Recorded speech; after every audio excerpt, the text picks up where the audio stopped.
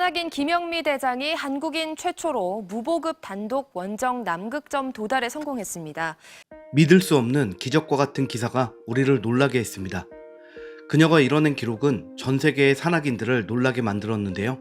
썰매를 끌고 1100km를 넘게 혼자 이동하는 힘겨운 여정 끝에 남이 90도 남극점을 밟는 데 성공했다는 것이 무엇을 의미하는지 알고 있기 때문이었습니다. 눈과 얼음으로 덮인 넓디 넓은 남극 대륙. 산악인 김영미 대장은 스키를 신고 100kg이 넘는 썰매를 끌며 한 발 한 발 앞으로 나아갔습니다. 중간에 식량 등 물자를 보급받지 않는 무보급으로 혼자 하루 평균 11시간을 걸었습니다. 지난해 11월 27일 칠레 허큘리스 인렛을 출발해 51일간 영하 20에서 30도의 혹한을 극복하고 1186.5km를 걸어 남극점에 도달한 것입니다. 장비와 식량을 지원받지 않으려니 하루 연료 0.25리터, 식량 1kg씩 총 100kg의 짐을 싣고 가야 했습니다. 그동안 남극점을 밟은 여성은 세계에서 모두 17명, 영국인 9명을 비롯해 캐나다, 프랑스, 독일, 아이슬란드, 노르웨이, 폴란드, 스페인, 스웨덴 출신이 각각 1명씩입니다. 이 가운데 중간에 식량이나 물자를 지원받지 않은 채 남극점에 도달한 여성은 10명입니다. 김영미 대장은 세계에서 여성으로는 11번째이고 아시아 여성 중에는 최초로 보급 없이 남극점에 도달한 주인공이 된 것인데요. 물론 한국인으로도 처음입니다. 앞서 한국의 산악인 중에서는 허영호 대장과 고 박영석 대장이 각각 2번씩 4명 이상의 팀으로 남극점에 도달한 적은 있지만 단독 무보급으로 남극점에 도달한 한국인은 김영미 대장이 처음인데요. 그렇게 김영미 대장은 아시아 최초 기록도 세웠습니다. 고 박영석 대장은 후배 김영미 씨에게 북극은 지옥이야. 북극에 비하면 남극은 봄이야 봄이라고 북극 원정 무용담을 들려주던 선배였습니다. 김영미 씨는 이번 원정 중 박 대장의 말을 되새기고 또 되새기며 나아갔는데요. 그녀는 지난 2011년 히말라야 안나푸르나 원정 도중 사망한 박영석 대장과는 함께 등반하며 우정을 쌓은 사이입니다. 박 대장은 남극, 북극, 에베레스트와 7대륙 최고봉에 도전에 성공했으며 산악인으로서의 목표라고 할 수 있는 히말라야 14자를 완등한 후에도 도전을 멈추지 않았습니다. 그들은 남들이 가지 않는 루트를 개척하는 이른바 코리안 루트 개척에 나섰다가 히말라야에서 변을 당했는데요. 김영미 대장은 이를 통해 단순한 도전보다는 남극 단독 원정이라는 목숨을 건 사투를 선택하게 된 것입니다. 그녀는 2003년 박영석 대장의 남극점 원정 루트 일지를 챙겨갔으며 과거 박 대장과 같은 루트의 길을 간 것입니다. 김영미 대장은 하루의 일정을 마치고 텐트 안에 있으면 천국이 따로 없다고 말했는데요. 너무 추워 죽을 고생을 한 날 텐트 안에서 박 대장의 루트를 들여다보았습니다. 출발한 지 약 한 달쯤 되었을 때 남이 84도에서 박 대장의 일지를 보며 박 대장과 내가 가는 길이 같다. 그때의 운행 좌표를 구해와서 하루씩 비교하며 그 길들을 상상해 본다. 오늘까지 그 팀이 나를 10km 앞섰다.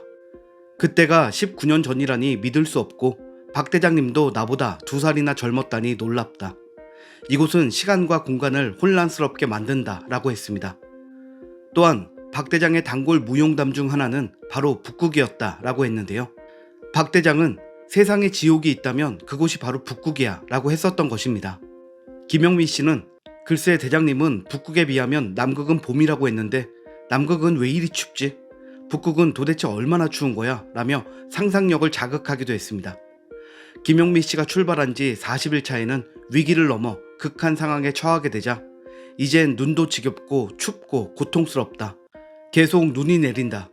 오늘은 스키가 안 밀려서 부츠를 신고 걸었다. 다리에 힘이 없다. 11시간을 걸었는데 24.3km밖에 못 걸었다. 허벅지가 얇아졌다. 근육을 태우고 있는 중인 듯하다. 어제는 2400m의 고도라 그런지 바람도 불고 걷는데 숨이 쉬어지지 않아 이러다 혼자 쓰러지겠다 싶어 곧장 텐트를 쳤다고 밝히기도 했습니다. 김영미 대장은 새해에 혹한과 눈이 많이 내려 반사로 인해 사방을 분간하기 힘든 현상들을 이겨내고 1월 16일 원정 51일째 마지막 날 27.43km를 걸어 오후 8시 55분 남이 90도 남극점에 도달했습니다. 전체 누적거리 1186.5km, 낮의 기온은 섭씨 영하 31도였습니다. 그 순간 그동안 힘든 여정을 함께했을 동료들이 생각났을 듯한데요. 그녀는 많이 추웠지만 좋은 사람들, 따뜻한 사람들을 생각하며 걸었다. 덕분에 부상 없이 10손가락, 10발가락 짝을 맞춰서 데려간다며 오늘 20여 킬로미터를 걷는 것도 동상이 염려돼 어젯밤 잠들기 전까지 내내 걱정됐다. 어떻게 1000km를 넘게 무거운 썰매로 여기까지 왔는지 모르겠다 라고 전했습니다. 이어 오늘 남극점에 섰지만 내일이면 지난 과거에 불과하다는 생각이 든다. 길의 끝에 서니 50여일의 긴 여정이 하룻밤 꿈 이야기 같다.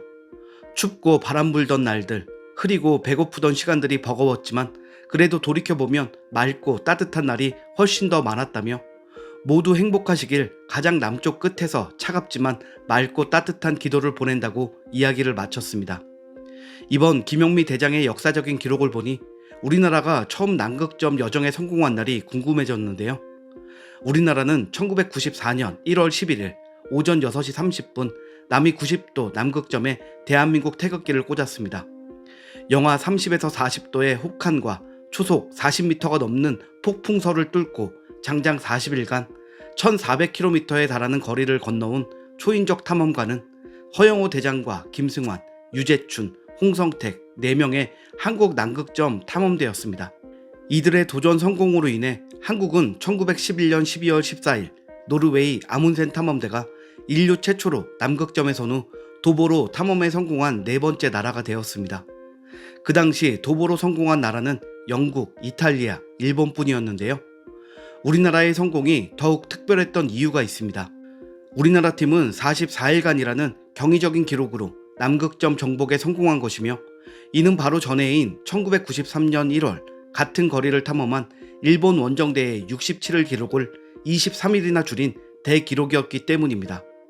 이뿐만이 아닌데요. 당시 일본 탐험대는 비행기로 식량을 보급받았지만 한국 탐험대는 중간 보급이나 휴식 없이 무보급, 무휴식 대장정이라는 새로운 기록도 세웠습니다.